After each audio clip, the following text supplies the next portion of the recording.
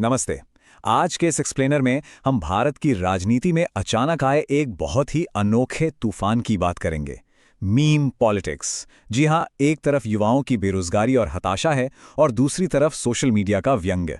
इन दोनों ने मिलकर एक ऐसा डिजिटल बवंडर खड़ा कर दिया है जिसकी शायद किसी ने उम्मीद नहीं की थी। तो बिना देर किए सीजेपी और एनएफपी की इस दिलचस्प जंग का सीधा विश्लेषण शुरू करते हैं। आज की हमारी चर्चा की रूपरेखा कुछ इस प्रकार रहेगी। The courtroom spark, cockroach Janata party का उदय, द नेशनल पैरासिटिक फ्रंट, इनकी सामरिक तुलना, इनके घोषणा पत्र और मांगें, और अंत में डिजिटल व्यंग्य की एक ऐतिहासिक समीक्षा। भाग 1, the court room spark, digital आक्रोश का उत्प्रेरक। ये वो चिंगारी थी जिसने सोशल मीडिया पर सचमुच आग लगा दी। एक अदालती सुनवाई के दौरान ये टिप्पणी सामने आई। अब जरा सोचकर देखिए, जो युवा पहले से ही बेरोजगारी और कड़े कंपटीशन से जूझ रहे हैं, उन्हें जब कॉकरोच या परजीवी कहकर संबोधित किया जाए तो क्या होगा? इंटरनेट ने इस पर तुरंत और बेहद तीखी प्रतिक्रिया दी।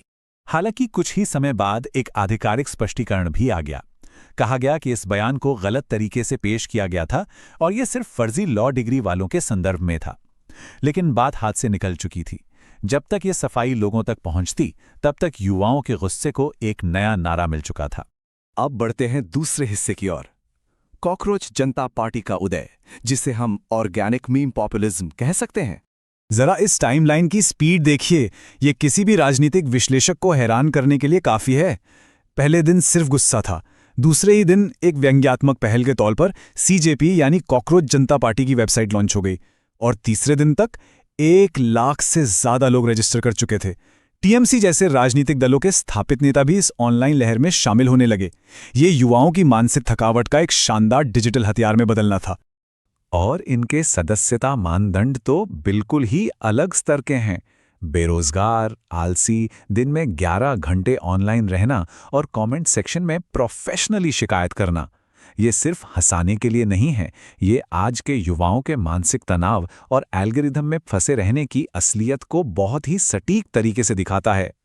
और इस आंकड़े पर गौर कीजिए, 40 लाख।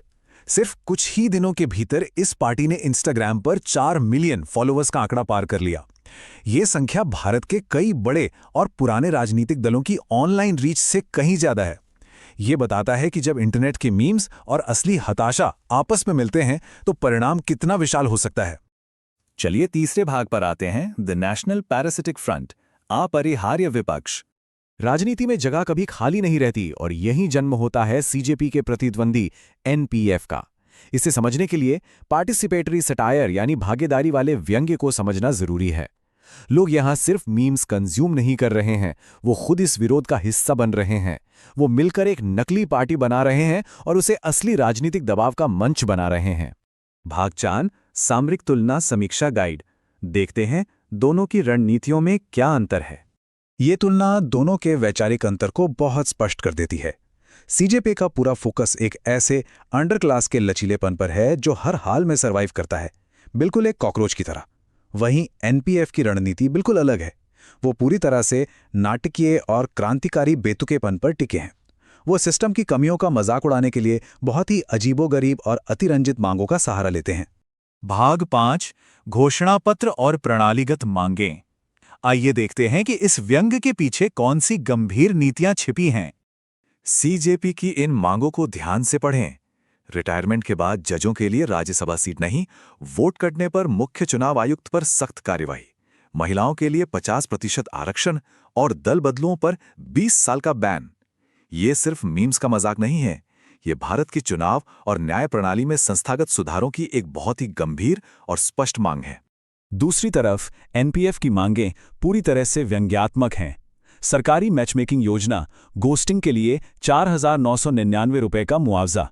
लेकिन जरा इस पर ध्यान दें, सांसदों के लिए 12वीं पास की योग्यता और गड्ढों का नाम नगर पार्षदों के नाम पर रखना। ये मांगें सुनने में बेतुकी लग सकती हैं, लेकिन ये सीधे तौर पर प्रशासन की विफलताओं और खोखले दावों पर सबसे करारी चोट करती हैं। अब हमारे अंतिम भाग की ओर बढ़ते हैं, डिजिटल व्यंग्य बनाम भगत सिंह। यहां हम इस पूरे आंदोलन की ऐतिहासिक ईमानदारी परखेंगे। ये ऐतिहासिक तुलना बहुत कुछ सोचने पर मजबूर कर देती है। एक तरफ भगत सिंह जैसे क्रांतिकारी थे, गहरा अध्ययन, जमीनी स्तर पर लोगों को जोड़ना और सीधा वास्तविक प्रतिरोध, उनमें एक ईमानदारी थी। और दूसरी तरफ है आज का डिजिटल व्यंग्य, जहां सारा गुस्सा और विरोध सिर्फ सोशल मीडिया के एल्गोरिदम और मोबाइल स्क्रीन तक ही सिमटकर रह गया है। यह कथन आज की सच्चाई बयां करता है। जब आक्रोश केवल मीम्स बनकर रह जाए और राजनीतिक भागीदारी सिर्फ एक ऑनलाइन परफॉर्मेंस बन जाए, तो शायद इसे एक प्रकार का राजनीतिक आलसी कहा जाएगा। व्यवस्था की कमियां सबको पता हैं, लेकिन उनसे लड़ने का तरीका अब बस लाइक्स और शेयर तक सीमित हो गया है। तो अंत में ये बड़ा सवाल उठता है, क्या पार्टिसिपेटरी सटायर जैसे डिजिटल आंदोलन वाकई असल दुनिया में कोई स्थायी बदलाव ला सकते हैं, या फिर ये सिर्फ सोशल मीडिया के एल्गोरिदम को खुश करने वाला एक और क्षणिक वायरल ट्रेंड है जो कल गायब हो जाएगा? इस पर विचार जरूर कीजिएगा। आज के इस एक्सप्लेनर में जुड़ने के लिए बहुत बहुत धन्यवाद।